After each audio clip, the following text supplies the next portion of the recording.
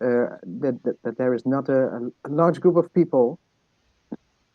So maybe we can just first all introduce ourselves a bit, and also I think it's interesting to hear a, just not just very short, brief, um, what your interest is and what you would like to accomplish together with the group. Maybe we can start with Kenneth, please. Okay, I'm Kenneth Wincard, and I'm in Dallas, Texas, and have a international law firm here. And I've been doing this now for 52 years, so it's a little short while. My I've been involved in international relations, actually in the through the legal field, and also with companies that I've been associated with over the past 65 years or so. Uh, I've been associated with the United Nations and come work with them in the past. Uh, Established the United Nations Association here in Texas originally. I'm very interested in what happens with peacekeeping and as well as in the other agencies. Uh, Particularly interested now in the healthcare area. I've just gotten into that field in a big way in manufacturing surgical equipment and some other things having to do with emergency medicine and expanding that. So so I expect to be quite involved in much of it, but I know through this organization I've been keeping up with a great deal. Our chairman has been a wonderful help in that regard, and uh, I've I'm really looking forward to seeing what I can participate in and what I can add to the group. And I suggest that the others in the group also introduce themselves a bit more, and then we get into the tasks and the discussion about how we go with this group map Yeah, to the goals that we'd like to achieve worldwide. Is that an idea? yeah, it's good idea. So first of all, I think you should introduce yourself. Well, yes, let me just introduce myself a bit. Um, I'm Catharina van Staveren. I'm from the Netherlands, and I am working for peace since young, I guess. I have had several roles in peace building, but very much also like a representative for organizations. Like you appointed me as your international peace leader. I was appointed for Global Compassion in Cameroon, also as their ambassador for peace. I am an ambassador for the International Cities of Peace in Amsterdam. I represent Amsterdam in the Netherlands for the United States of America.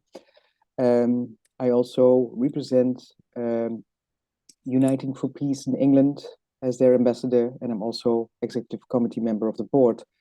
So I have been working for peace. I was also secretary of the Dutch movement in the Netherlands, and I am also working for the Dutch United Nations Association in the Netherlands, and means I'm really passionate about building peace for the world. I write articles, and so from time to time I just travel up or just give Zoom meetings and tell something or discuss several perspectives around peace.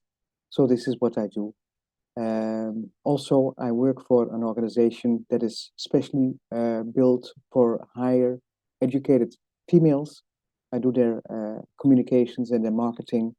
And this was originally installed, this organization, like 106 years ago, since the first person, female person, was allowed to enter the university in the Netherlands. Aletta Jacobs, she's quite famous. So this is quite an historical organization. Still, the females they have a large reach in the Netherlands, but they have also international contacts. And what they strive to do is to rebalance the inequality between men and female in work, in wage, and everything. So this is just a brief um, abstract of what I do. Well, thank you very much, Mohammed. Maybe we can give the word to Mr. Saray Sam Saray. Yes, thank you very much. And thank you for being appointed me as the Global Peace Ambassador. And I'm very pleased, to join with you all. And it's my privilege that I have opportunity to join with you. My name.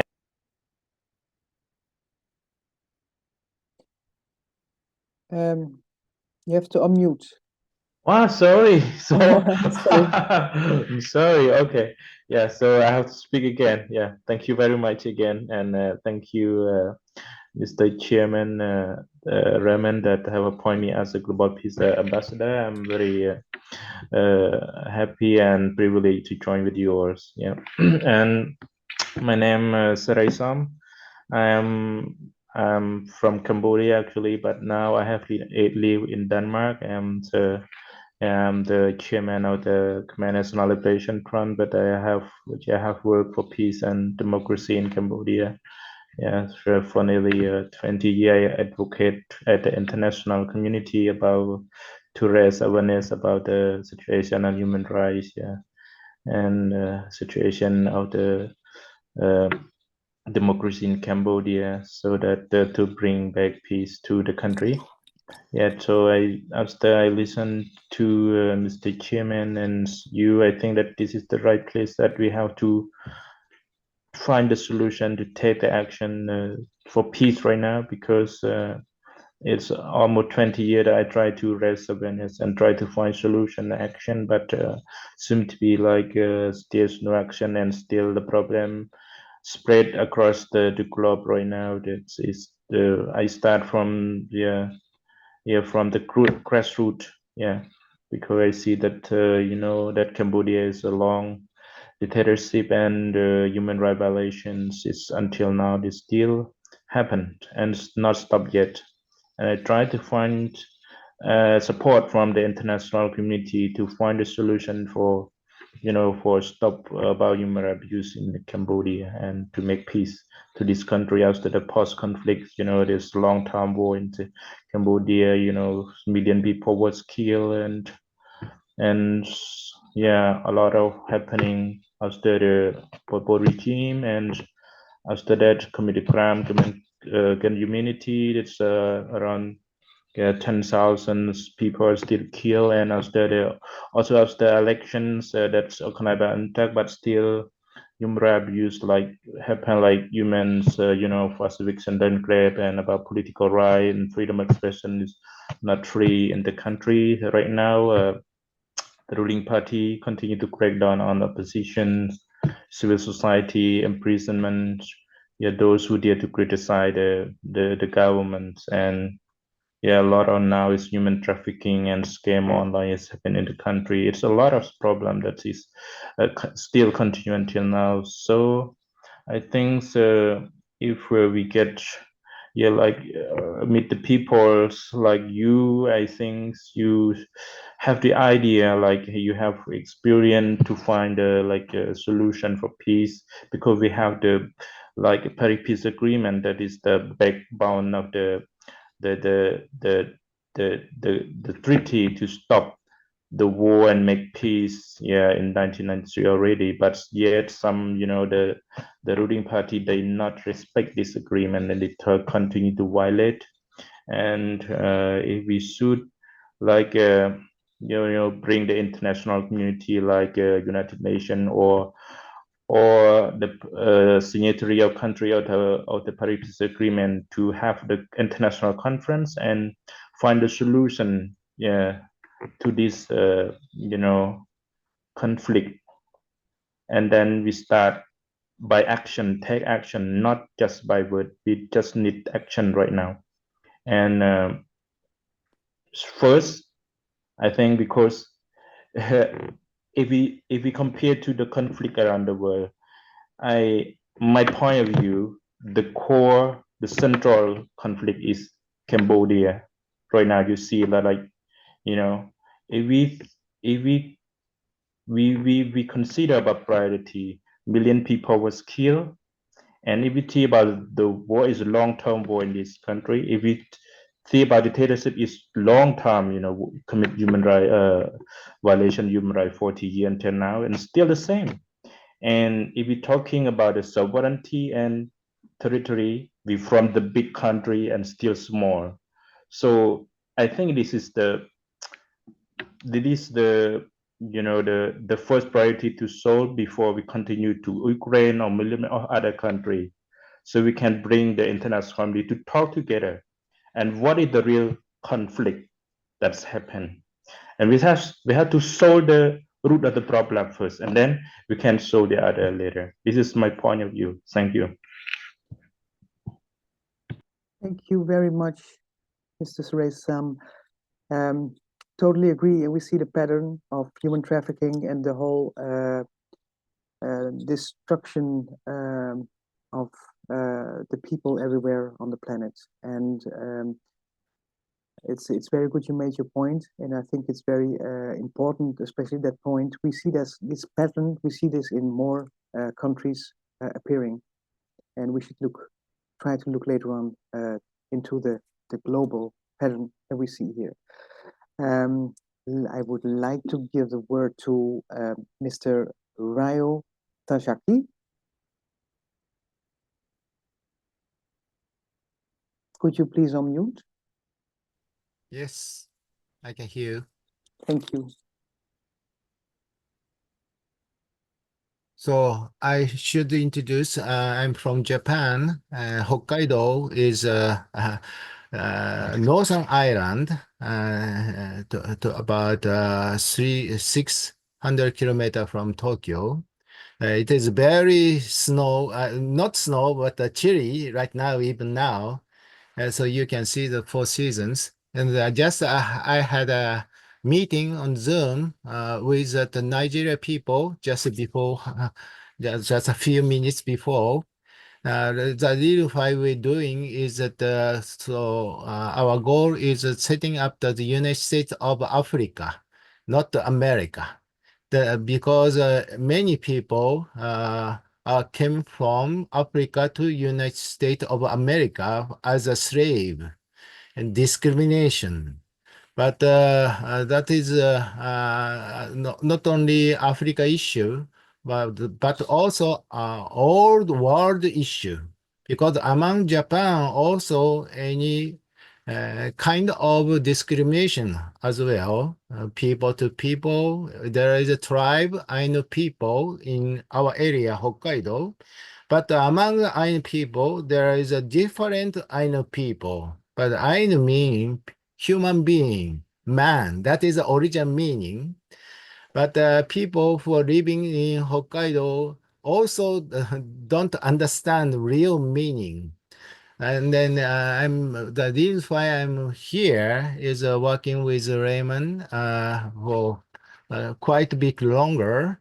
And then among here, that people who are looking for the same reason for world peace and harmony are getting together and sharing a knowledge that the main reason is that we are not looking for to be a famous or stronger. That kind of people is not. Our purpose is working together and giving to the chance for developing education experience, not only for school-based, but also lifetime to know each other, to learn for new project, to sharing what we have. So that is a all world issue.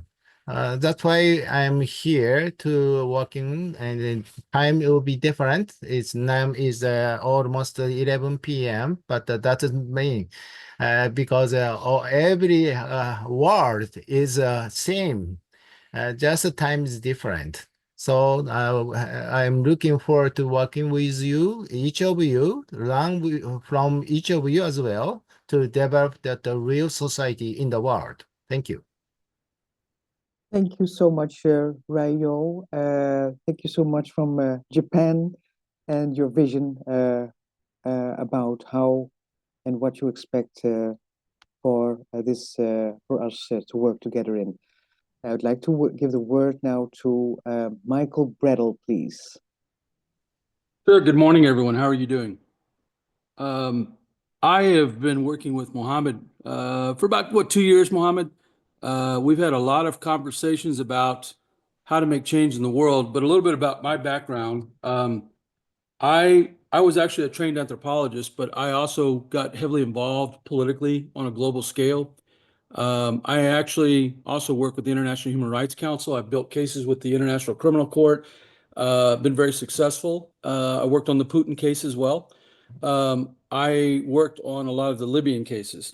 I've worked in Nigeria, Cameroon, in Mauritania. I was involved in 2 turnarounds on democracy and advised some of the elected officials there on establishing the new court for prosecuting slavery issues.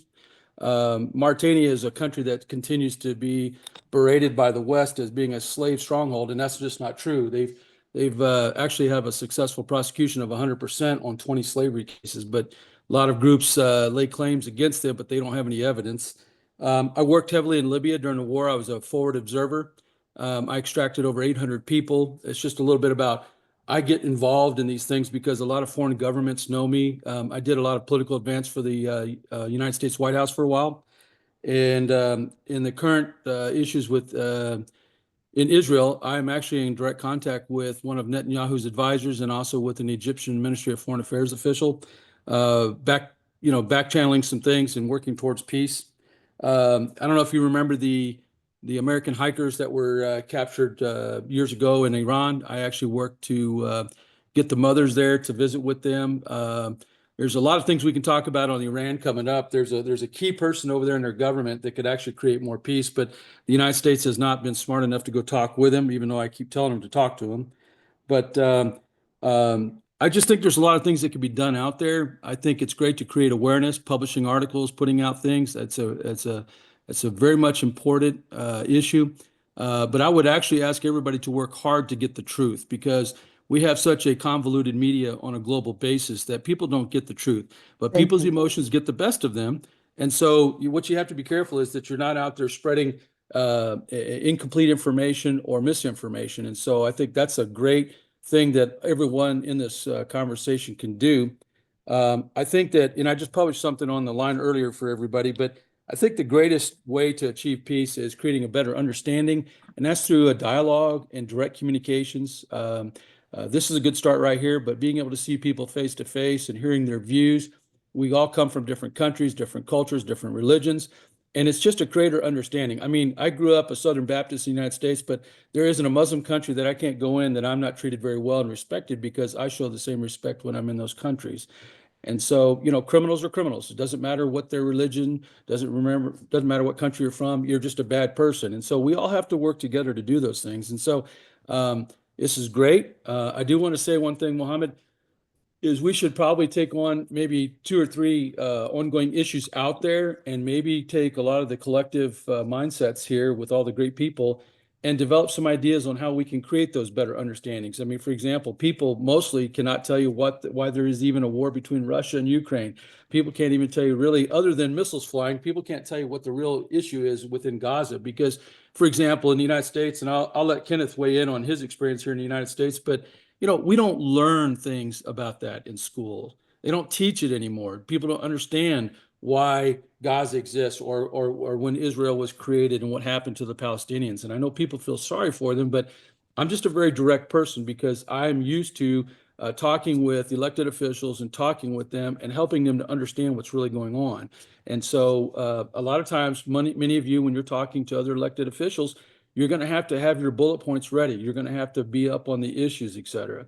And so anyway, those are just my comments this morning. I'm a resource in any country, any issue you're working on. Like when we talk about Cambodia, I know somebody who's an advisor in that government over there. I actually lived in Thailand during the Vietnam War, but I like Cambodia. I mean, I'd like to go there myself, but there's a way to go into Washington and go visit with the appropriate embassy staff and sit down with them and develop those dialogues because we're not going to go away.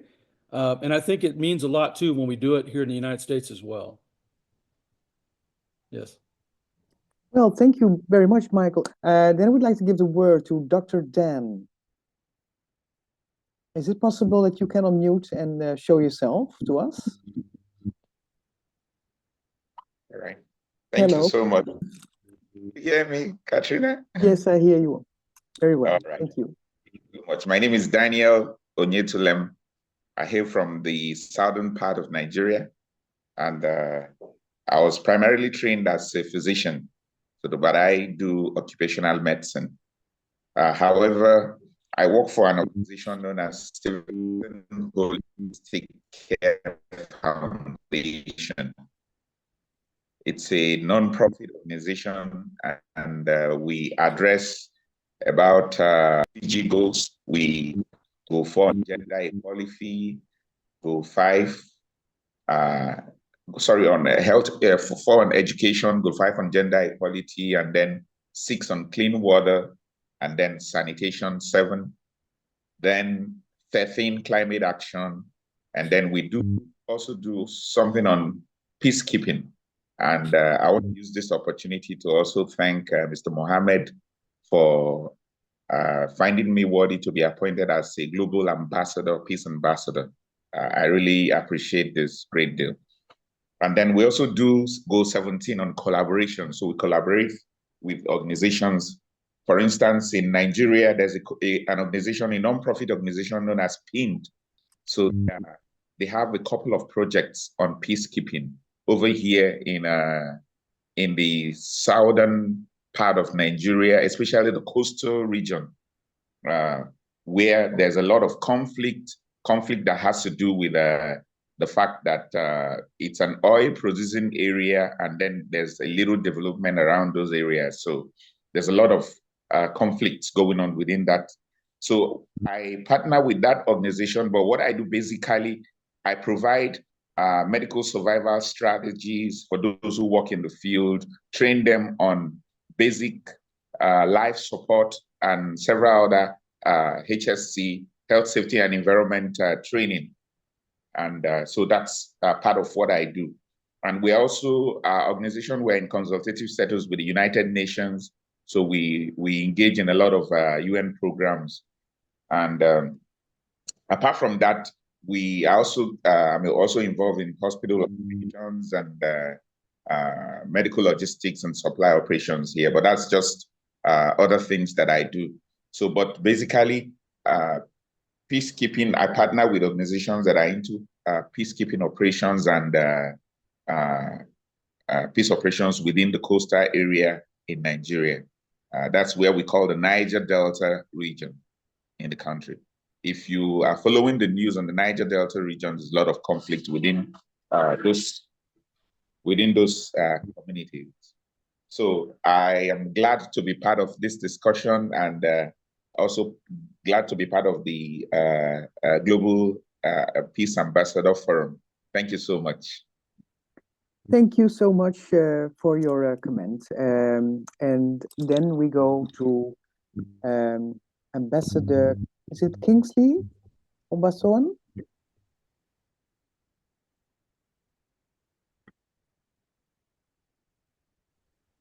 Thank you very much. Thank you. It's an honor to be here this afternoon. Please, you permit me. I'm actually in transit. I'm on my way to Bologna, Italy, my connecting flight. Can you hear me? Yes, I didn't hear the country you're from. I am from Nigeria, Nigeria. and I am in transit right now. I'm on my way to Europe, and so it's been quite busy for me since I got off the plane.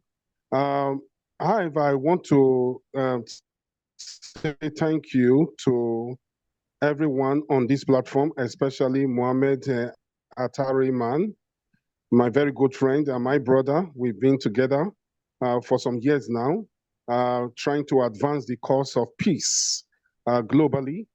I am the director for African region for the Institute of International Peace, IIPL, which myself and Dr. Rayman, we both serve. Rayman is the global chairman. I happen to be in charge of the African region.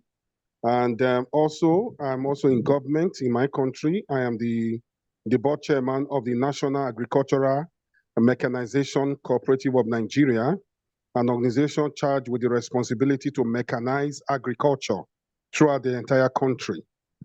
Because the vision of our president is to create 15 million jobs in the agricultural sector.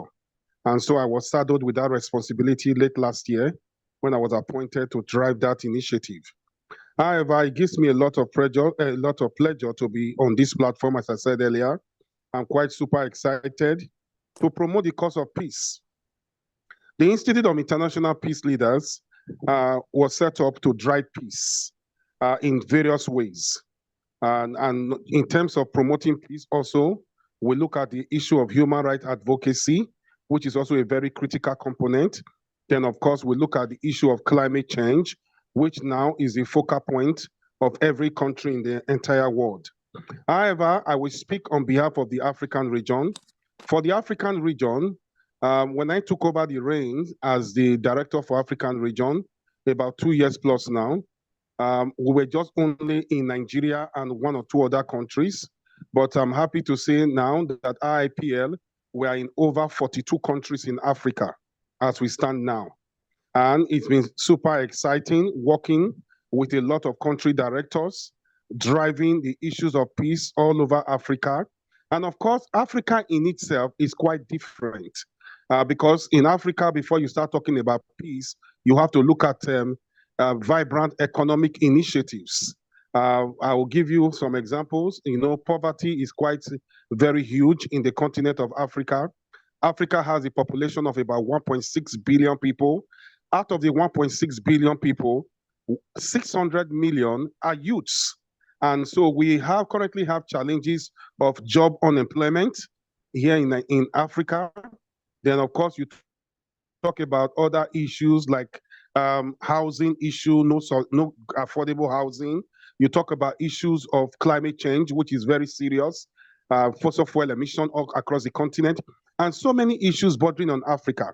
And so for us, we had to take it on one by one, because we believe that before you talk about peace, you have to look at both the economy of every country, and you have to look at the political issues surrounding each of those countries. It's quite very pertinent. We must take that into consideration. You can never talk about peace when people are hungry. You can never talk about peace when people have no access to quality education. You can never talk about peace when people don't have affordable healthcare. So for us in Africa, our own mandate is to see how we can change the narrative, see how we can work with government so that people can have access to the basic needs of life. The UN Sustainable Development Goals, the UN Charter, talks about people should have access to quality education, they should have access to healthcare, and so on and so forth. But however, this charter, they are non-justiciable provisions. By non-justiciable provision, I mean that you cannot go to court to enforce it. And so you must look for a way out. How can people access these provisions of the UN, and at the same time, they are able to feel fulfilled that the United Nations and the Sustainable Development Goals are actually being met. And so what we did in our own terrain in the continent was that we were able to work with a lot of governments all across Africa. You talk about the government of Liberia, government of Ghana, Nigeria, Tanzania, Zimbabwe, Zambia, South Africa, to see how we can provide initiatives that actually affect those at the grassroots. Like I'll give an example. I had the doctor talking about the Southwest, the South region, which we refer to as the Niger Delta in Nigeria. If you go to the Niger Delta, you will discover there's a lot of environmental pollution. You know, a lot of aquatic lives have been destroyed. So many things happening in the Niger Delta as a result of oil spillage. And so the question is that how do we, if we cannot completely eradicate those menaces, how do we And so what IIPL has been doing in the country, in Nigeria, especially within the Niger Delta region, is to see how we can work with those at the grassroots, giving them the necessary support, and at the same time collaborating with the oil-producing oil companies within their within those communities to see how they can comply with what we call their corporate how they can comply with their corporate objectives, because those oil companies have some obligations to the community where they are drilling this oil. But most of the time, the people are not aware, and the people are not educated enough, and they don't have the knowledge that it takes to be able to enforce those rights. And so part of what we have been doing is to support those at the grassroots community to ensure that they are able to enforce the companies within those regions, so that they will be able to provide their corporate social responsibility. Is part of what we have been doing within the Niger Delta. Then, of course, you go to other countries like Zimbabwe, where there are bound to be a lot of issues within Zimbabwe. You have political turmoil because some ethnic groups feel that they have been shortchanged and they have not been carried along, or they have not been equality in the distribution of their economic wealth. So we are also working in Zimbabwe to ensure that those communities they have access to the natural resources, that is being located within their environment. And so these are some of the things we've been doing. Likewise, in Liberia, we all know that Liberia just came out of a civil war some years back, and a lot of the country is largely impoverished. And so we are working with the government to see how we can provide initiatives, especially for the women, because the women are going through a lot of pain in Liberia. So we are working to set up, to provide skill acquisition program in Liberia, so that the women, at least, they will be empowered. It has been rightly put that if you empower a woman, you have empowered a nation. And so Exactly. we have programs in Liberia, empowerment program, to ensure that the women, at least, they have things that they are doing. Likewise, other African countries, you talk about Botswana, for example, and so on and so forth. So these are some of the programs, because we believe within the African region that economic empowerment is akin to peace. You can never talk about peace if there is no economic empowerment. We have to take that into consideration. Africa is not like Europe, where people access to 3 square meals. In Africa, there are a lot of people who go to bed hungry. So how do you solve those problems? So in order for us to preach peace, we must be able to take all this into consideration. Once again, I would also like to suggest that it is important, as global peace ambassadors, we have to organize programs like this more. Ensure that we have initiatives like this, maybe once in a month, whereby we can come together collectively, share ideas, and see what we can do. Because to drive peace is not just by talking. It is action. We have to collectively see how we can put action in place. We have to see how we can collectively join our hands together to see how we can create a peaceful world. The world is going crazy, I can tell you that. Not just Russia and Ukraine alone, or Israel, Gaza, even within the Sahara, the Sahel region, there's a whole lot of crisis. You talk about Chad, you talk about Niger, and so many other countries within that region, a lot of crisis. So, and I believe that as global peace ambassadors, we are the one that is able to bring about peace by following it with some action points. Once again, I want to thank you for this opportunity. I really appreciate it. Thank you so much. Thank you very much. It's really worthwhile that you said this. And of course, Africa, in theory, can feed the whole world. Why can't it feed its own inhabitants? And the theft of resources is also a global pattern. May I interject one thing? Dr. Kingsley, can I send you the Ogani oil remediation plan that I prepared for Nigeria? I was actually with Mr. Komalafi, who's the upstream oil director, talking about the cleanup that's necessary in the southern region back in Miami when I worked with your Speaker of the House to unveil some oil leases. but I'm supposed to be coming to meet with your president, and I'd like to get you and Dan to that meeting if you guys want to participate. That would be wonderful. That's real action. I mean, it's a lot of times a lot of peace advocates have a hard time getting access to the politicians, but I've got their ear. But I've got to be in Egypt in 2 weeks. But after that, I'm looking at coming to Nigeria. Well, beautiful, beautiful. Thank you. Mhm. So now we go to Maria Vinegar. You Absolutely, for me, that would be fine. she is the most important female in this group here now. She is the secretary of the Institute of International Peace Leaders. So Maria, we'd like to hear a lot of you. And then after that, after you introduced and shared your point of view, I suggest you lead the conversation in the reflection on the things that Mr. Rayman has written, and that we can reflect on his program, and then afterwards we continue. Thank you.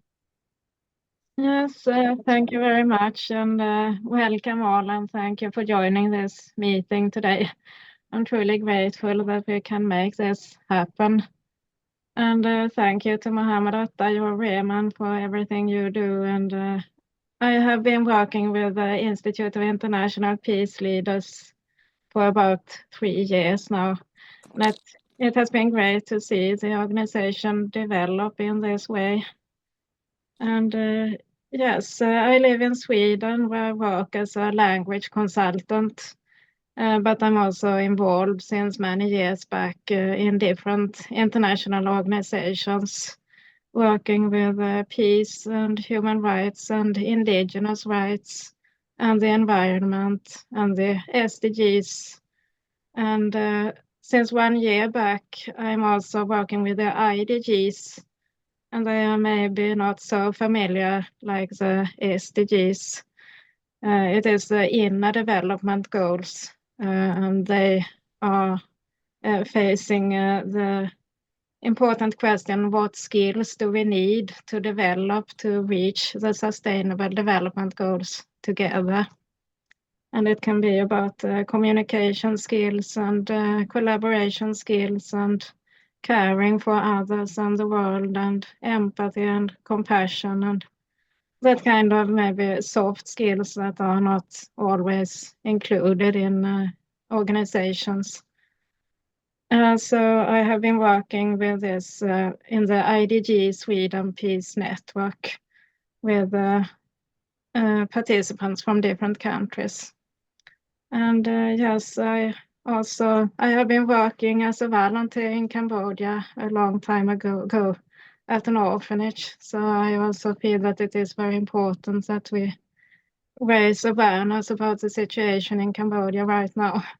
So it was great to have you with us also, Soraya Sam, in this session and in this team. So we hope that we can work together to make the situation better.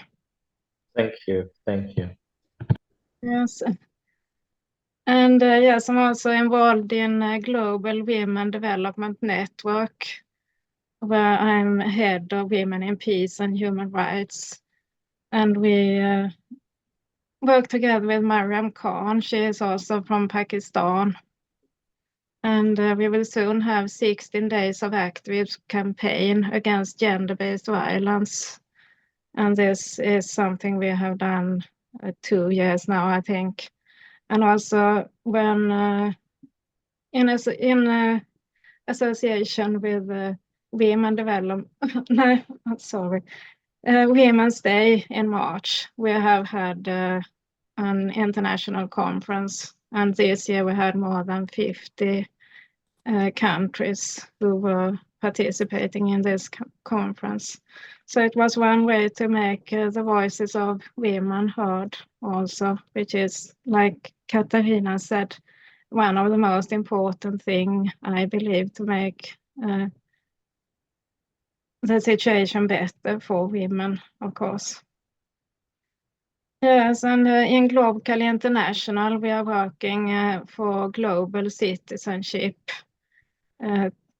Because one of the goals of the United Nations, which is an organization that I strongly believe in, I know it is not perfect and it needs to be developed in many ways, but I think it is the best international organization that can bring countries together. But much needs to be done to develop this organization also. But one of the SDGs is education for all, and I know that Institute of International Peace Leaders is strongly working with this group of students, for example. And part of this education for all is this goal of raising awareness about global citizenship and what it means to be a global citizen. And I think all of us here may have different perspective on this issue. So this is something that we can discuss, and also to understand that we all have different perspectives to view the world. I, from Europe, have, I'm sure, a different perspective when I compare with people in Africa or people in Asia or people in the United States of America. So this is one way to create better understanding, that we try to discuss the world from different views. And yes, we are also working with indigenous peoples. So we have been following the environmental conference now in Colombia, which is also important for the biodiversity of the world. And there was some good news today that there will be some persons representing the indigenous communities also in the United Nations. So this is what we really believe is very important also, because we believe that they have skills to take care of the planet, and also other skills that we may have lost in our modern communities. Yes, I think this was what I would like to say now. I'm also working with African Coaches League. It has been some time now since we had some kind of activities, but they are working with sports for peace, which is also something that can be one way forward. So once again, thank you very much to everyone, and special thanks to Mohammed Attayor Rehman, and thank you, Katarina van Staveren, for taking the role of moderator in this session. So it was great to hear all of you to tell your perspectives also and what you are doing. I understand you are all doing great work. So thank you. So should we have some kind of discussion of how we can move forward with this program?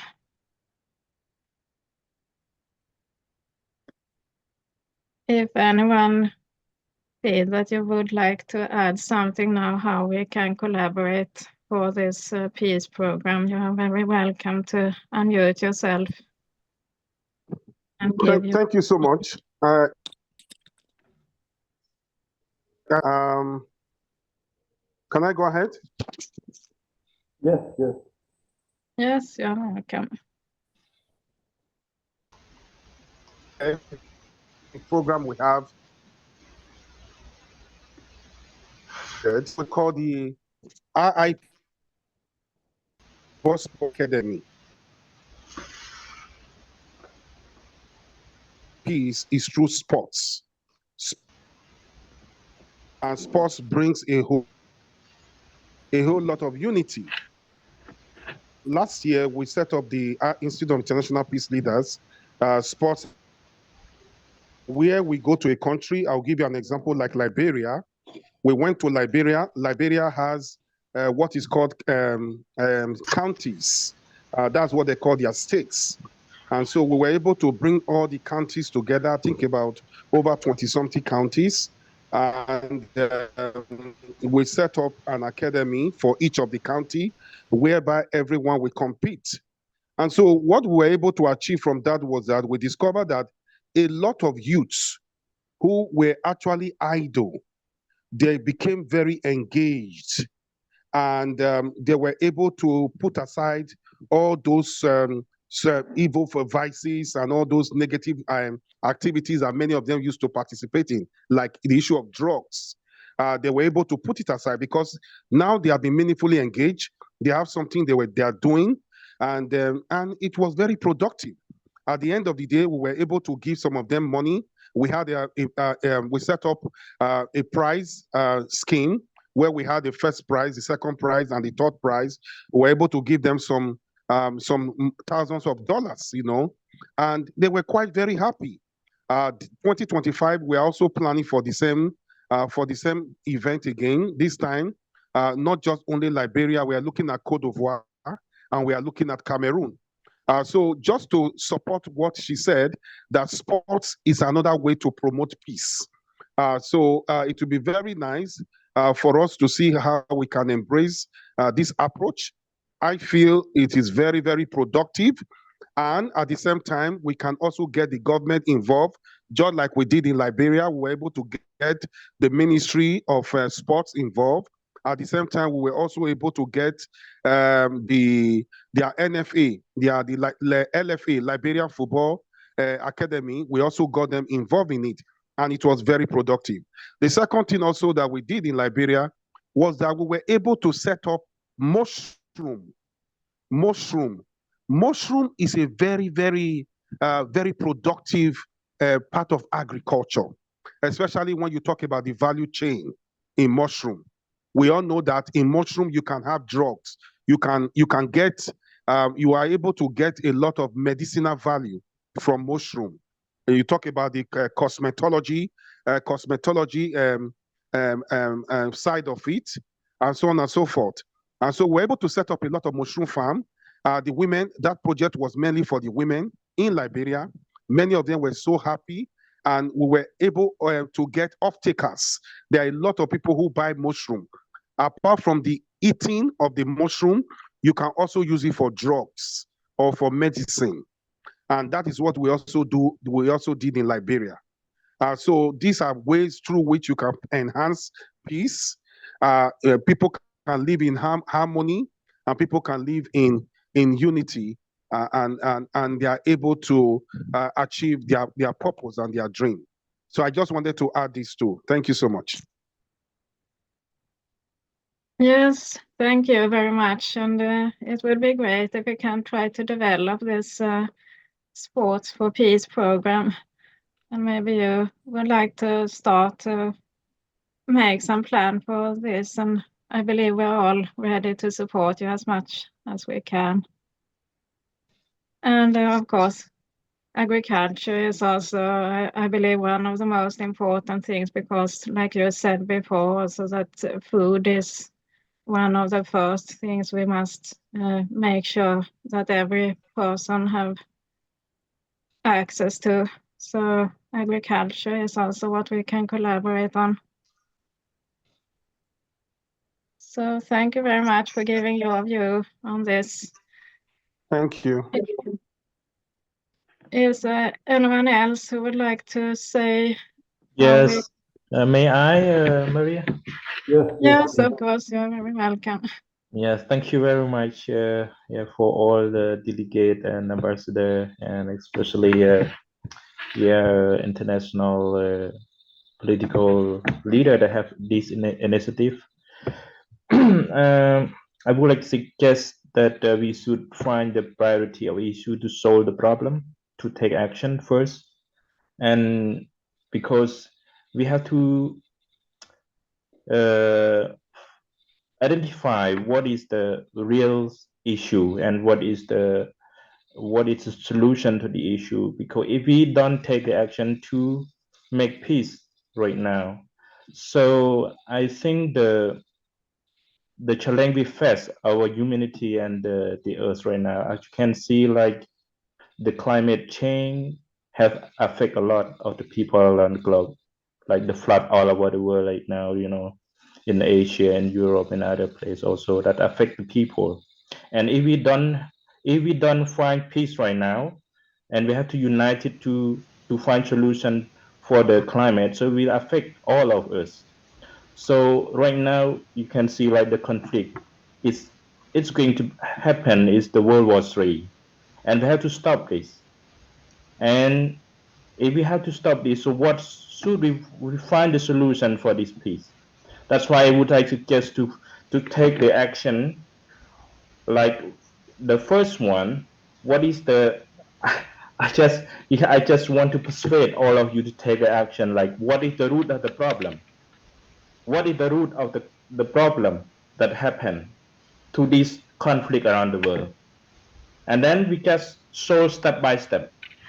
So I think what I read before, the human rights issue in Cambodia is concerned by the international community and the United Nations already. European Union, United States, and all the country that is concerned, but not action to stop, not yet take action to stop. It is 20 years ago, and they raise the action, raise the raise the concern, but not yet stop. And some countries they work with the human rights abuser. That is the mistake, and they try to give the money to the corrupt. This is the mistake that they have. They continue to violate human rights in this country and in this region also. So this is I would like to suggest to take the action before we go to Ukraine or Middle East. We have to find the solution for peace in this region first, because the conflict first is start from from Cambodia and then South China Sea, Taiwan, United States and China, and after that Ukraine and Russia, and now Middle East. You see what is the root of the problem first. This is Cambodia first. The conflict is not yet solved. So this is I would like to suggest all of you that we have some idea, and we have to have the program or plan to take the actions. And we try to invite the country that is involved to solve this conflict together. Yeah, thank you very much. This is what I would like to raise. Anyway, so I would like to add something. This week, you need to study what the issues in Cambodia, how we can overcome, and the next session next week, we'll discuss on these issues. Okay, and we'll try to find some solutions, because we have wonderful personalities like Kenneth and Michael. They are experts. Kenneth Sinikan is an attorney, and Michael Bradle is Thank you, also, Mr. Chairman. Thank you. Expert in solving conflicts. Especially work in Africa and in Cambodia, as you said. So we'll find how we can, proceed. We'll take some actions definitely as we can. Okay, but first we need to discuss next week, maybe same time, Saturday. We'll listen to your issues in detail and what solutions we can do. If we have to write anywhere to the United Nations, we'll write them, we'll raise our voice. Yeah. Thank you very much for joining Institute of International Peace Leaders. And I'm personally happy to see you in our group, because we need people who speak, who act. We don't people who get sex cakes and then they disappear to show on the social media. What we are trying to gather the people like you, the people like Dr. Dan, like Rio Takahashi, like Catherine Navan. So we, as I said earlier, from next year, we'll focus on partnering with different governments to find solutions for conflicts. We write letters to the heads of states to join us to be a partner with Institute of International Peace Leaders. Till then, we have around 2 months. We need to prepare ourselves. We'll select all the ambassadors who have appointed them. So still we have invited few, only selected people from the group. We have a lot of people who were linked or who are linked with the Institute of International Peace Leaders, and we'll also invite our youth to join us here so that we can discuss youth issues from different countries as well. So thank you very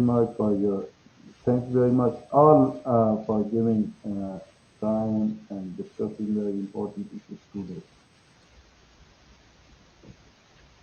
Yes, Maria. Thank you. Yes, thank you.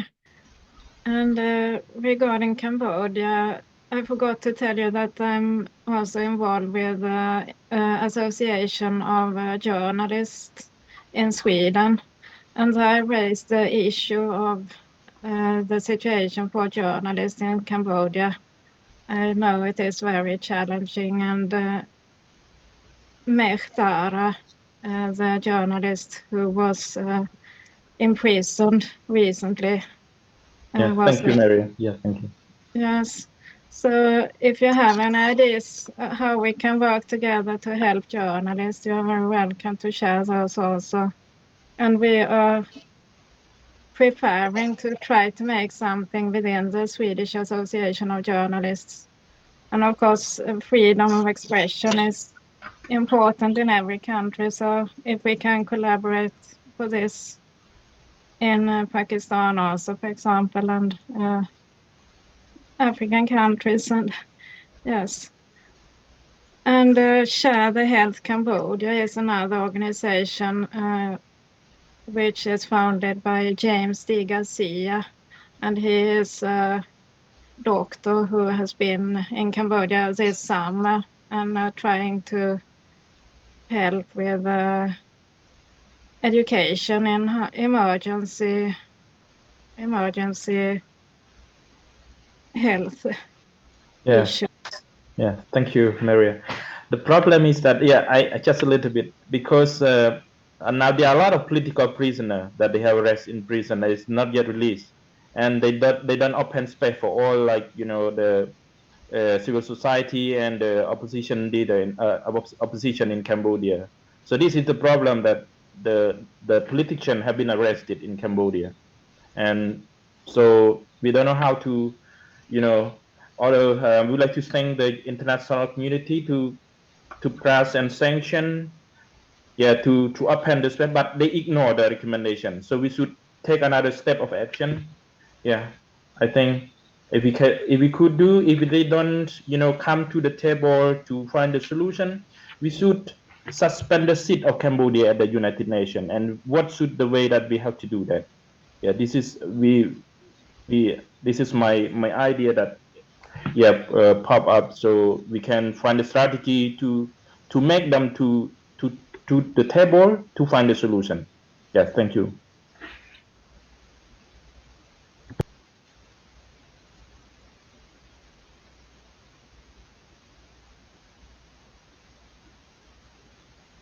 Thank you. Is there anyone else in this group who has any idea about this, what we can do to help? I just wanted to make a little comment about what's happening in the United States right now, because we have a very momentous election coming up, and our relationship to other countries in the world, I think, is going to be very much controlled by that, of what happens there, and also what is possible for us to do externally, because we're going to be if the election goes one way, going to have a terrible problem with us trying to deal with the domestic fallout, and doing it. Some of the international concentration is going to be lost, which is going to be a real shame. Hopefully that's not going to happen, but it is possible. So in a few days, we may be changing changing our direction quite a bit. So it's a momentous time here in the United States.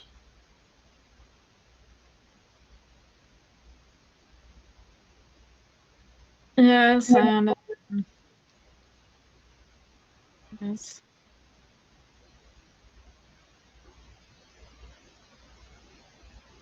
Is anyone? Yes, Katarina.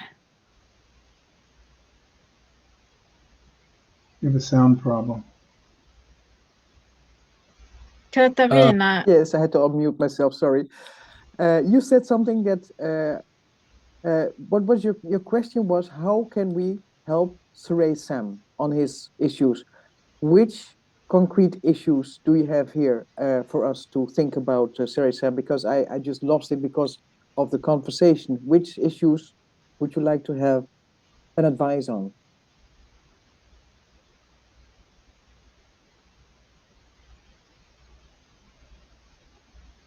Siri, do you in Cambodia, most people don't realize that there's actually a king there, and the advisor to the king is a man named Lek Bofa, also advises the government. Do you know him? No, I don't have any connection with them. Yeah. My organization is, in the blacklist. I was sentenced 20 years in absentia. Sure, That's why, sure.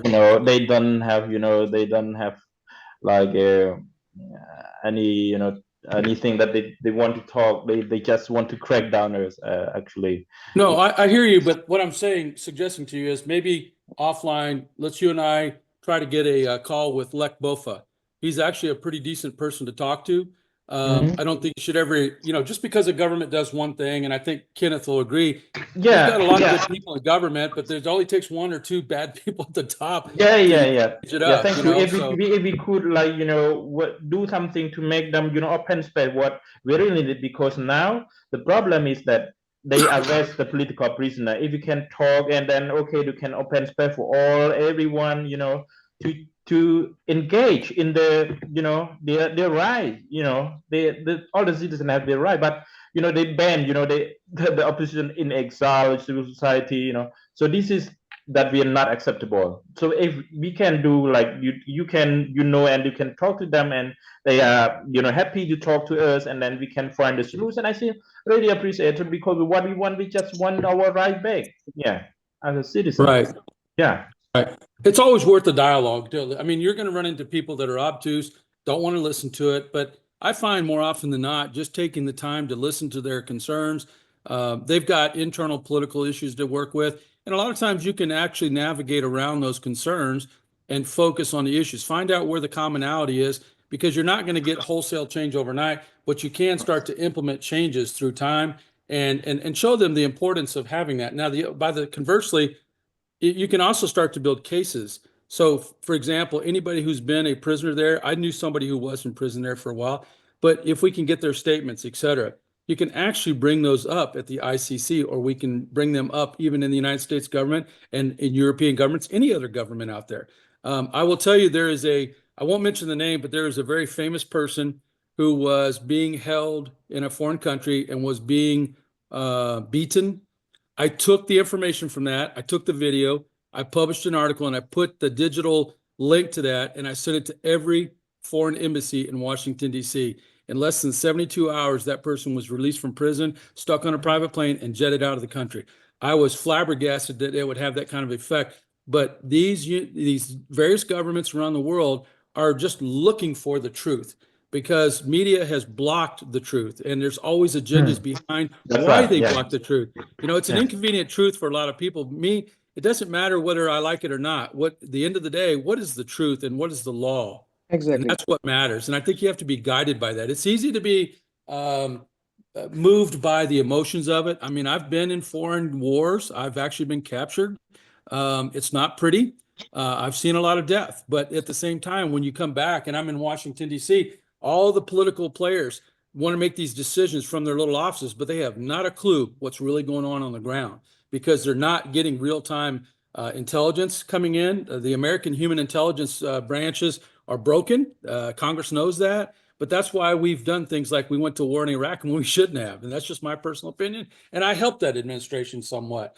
But my point is, we just have to back up, take a look at what you want to do. So, I mean, I would like to take the opportunity to try to get you in with Lech Bofa. Let's talk to them and see if they'll meet with us. Yeah. And if Thank you, not, Michael. then we Thank can. you very much. Yeah, Yeah. I really appreciate it. Thank you. Sure, no problem. Yeah, yeah. And this is to see how you get these journalists out of jail, right? Pardon? I didn't hear you. And this action will be to get the journalists out of jail, which are locked now, away. Yeah, correct. You know, get a specific target. I mean, you can't go in there and tell them release 2,000 people. I mean, you know, it'd be nice if they would do it, but you have to start somewhere. I mean, one of the biggest ones I did, I don't know if everybody here is aware of Andrew Brunson, the pastor that was held in prison for 2 years in Turkey. Trump got the credit for getting him out of the country, but I actually was in Turkey and negotiated his release and placed on house arrest. And I'm in his book, actually.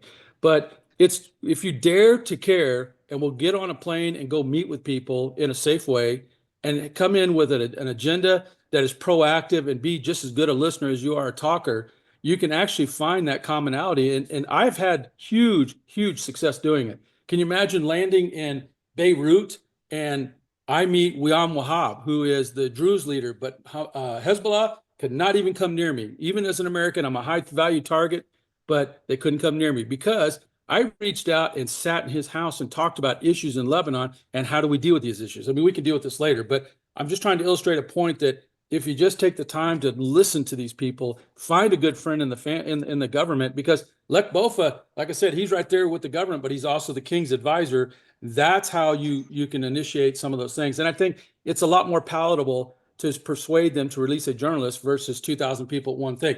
Every little part counts in the history of what you're doing. Exactly. Yeah, thank you very much, Michael, for Sure. I really I'll follow up with you and if with Mohammed. Yes, yeah. I'll do that. Yeah. Beautiful. And I'll get that set. One more idea is also if we can try to support journalists who are working still. For example, Sao Paul Nisei is a very skilled journalist, and he was in the UN General Assembly now in September because he was chosen in some kind of a journalism program to be there and report from the UN to the people of Cambodia. Yeah, thank you very much, Mario, for support, and thank you all of you, because you know it's a long-term political crisis and human rights crisis in Cambodia. That's why I cannot wait any longer. That's why I think that international peace leader here is the right place that I have to suggest and to propose to take action, because I'm afraid of the like the World War III and the climate change that affect the people. That if we don't find a solution for this, so it a lot of problem that happen in the world. That's why I have to thank you very much. Yes, thank you.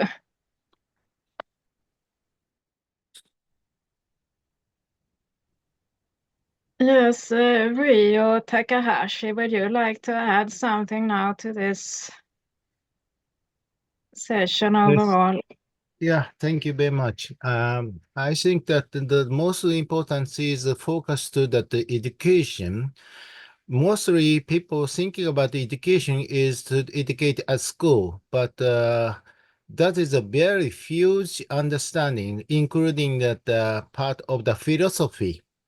What value we have, and we have a commonality among that religion, education, any other issue. So that's why we have to really understand that the individual cultures and the value that will be going to that commonality, common understanding. So we have developed that part of that text right now. That's why we had discussion with the Nigeria people before this meeting. That is, we call that the Yoga Universal Gerontology textbook that going to that chapters 12. And yoga is people thinking about that is about India issue, but already that is the issue in that United Nations also raised that day, Yoga Day, that is a peace, including peace, because yoga most of the people thinking about the yoga is exercising, like imaging the yoga. That is because that is from UK and United States. After Beatles going to the India and then they introducing what is yoga is. But actually yoga is the philosophy, how to live. So that will be by understanding of this kind of theology, our contents, that maybe people from small people to old people may understanding what life is. So sometimes we just focus into the discrimination or any problem, what's going on, because that is not included in the foundation of a philosophy, how to live, what is the purpose of our life. So that will be, I will introduce later on because it is already set. Just looking for that the publishing place, we focused in the Africa right now because that is not focused to Africa, because Africa people going to that all of the world, including United States of America, also people originally from Africa. So that is going to that worldwide issue, but focus into that what education is. As you understand, education is not a top-down system, sharing system, not only for down to top system, sharing what you have. Because we can learn, especially I can learn from child. Actually, people think that the teaching from adult to child, but it is not true. From everybody, we can learn each other. So that is the concept of education. I'm a professor at the university here, Health and Science of Hokkaido. I am teaching the student. You are also teacher, and you can teach many things to share with. But mainly, university is focusing to get some major or to be a professional. But nowadays, is understanding is changing, including the faculty members. Professors are not high standard. To be humble, to learn each other, will be a real professor to share each other. So that's kind of understanding going to the philosophy, not helping from developing country to developed country. I was in a World Health Organization for the conference in Switzerland. At that time, also discuss with that what is education is, because people sometimes think that the professor is very famous, strong power to make a decision, but it is not true. We can learn each other, and sometimes people come from all the world, but not from we call the developing country. But that is not only financial issue, not knowledgeable issue. That's why we have to really concern all people to share with that kind of main understanding of philosophy and education influence what we are going among us as well. So this is a kind of sharing the information. Thank you. Yes, Dr. Rio, thank you very much for your wonderful comments on education, especially on yoga. So as we are discussing already to establish a university, you are proceeding with some of the Nigerian pupils, and Dr. Kinsley Obasan is already, chairman of the Agriculture Committee of Nigeria, and he will be able to, connect with your pupil in Nigeria, and maybe they can organize a personal meeting to discuss how they can proceed in this University of Africa, and what subjects they can start immediately, and where should we, register it, in America, in any country of Africa, in Europe, because to make it an international. So I will also suggest that if we choose its name out of Africa, so we can expand it internationally, and we can include our other members from Middle East, from Asia, from USA, from UK, from Europe,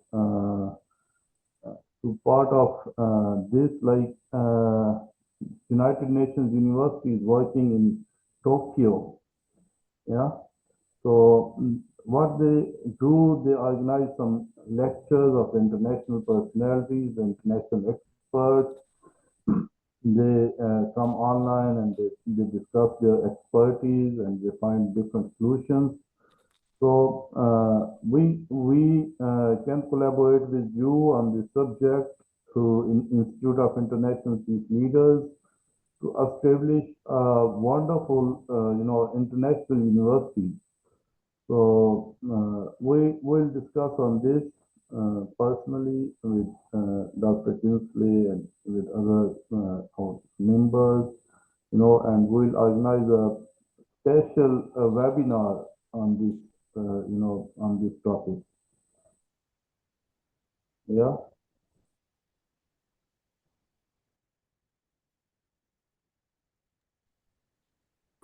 Yes, thank you very Sorry, Maria. I just wanted to just add to what Dr. Riemann said regarding what Professor Rio was talking about in terms of what the United Nations University is doing in Tokyo. Just to add to it, I think it would be nice to see how we can discuss further the collaboration, what we can do between both countries, just as Dr. Riemann rightly put it. I heard the NAMCOM here in Nigeria, a government agency. So we could discuss more after this meeting to see what are the various practical collaborative steps that we can all take to ensure we are able to work out something at the end of the day, something very practical that will benefit all the participants. Thank you. Yes, and other thing regarding this, we can also include the subject of agriculture through Ministry of Agriculture and Food Security Nigeria, and Institute of International Peace Leaders is also partnering with Agriculture University in Pakistan. So we have professors from the Agriculture University on board, and they can also give different lectures and different agriculture skills, so we can also include them. Yeah. Yes, thank you very much. And I believe this is a very promising peace program. And thank you, Rio Takahashi. It was very interesting perspective indeed. And I myself tried to learn about the philosophy of yoga. So I think we have a lot to learn from you also. So thank you very much for this. And Katarina. I have one comment that I'd like to make in a question. I've been extremely impressed with what I've heard today. I think it's positive, encouraging. Actually, with what's been going on in the United States, I've been very discouraged, and so now I feel like the sun is shining a little bit. But I'm wondering if I have if I have someone I think might be very beneficial to the organization. And my wife is from Nigeria, and she's involved in the hospital system marketing there. And I would like to somehow or other have her monitor or here, because I think she could add quite a bit. If we have people that we think that might be beneficial to us, what is the best way to introduce them? Yeah, I'll send you a link. I have already know her, and first of all, Congratulations on your recent marriage. He's linked with me, and I'll send you the link uh, to apply to become global peace ambassador. Yeah. We have online application system, so she can apply through this. Okay, I'd like her to do that. I'll talk to her about it as soon as we're finished. Yeah. Okay. Yes, thank you. And it is very nice. Katarina, what would you like to add now? I'm very grateful to be here today. I'm very happy to be together with my brothers and sisters, as you all are for me. And I see us as one global family filled with my children, my parents, my brothers, my sisters. And I think we're all connected, no matter where we are. And I think we're all alike. And I also think that we have to progress our mindsets and look at the world from a different perspective. Because we keep on talking what is being projected to us through the radio and the media. That's a narrative of that are several narratives. But there are so many point of views. Every person has his own mind or her own mind, his own thought.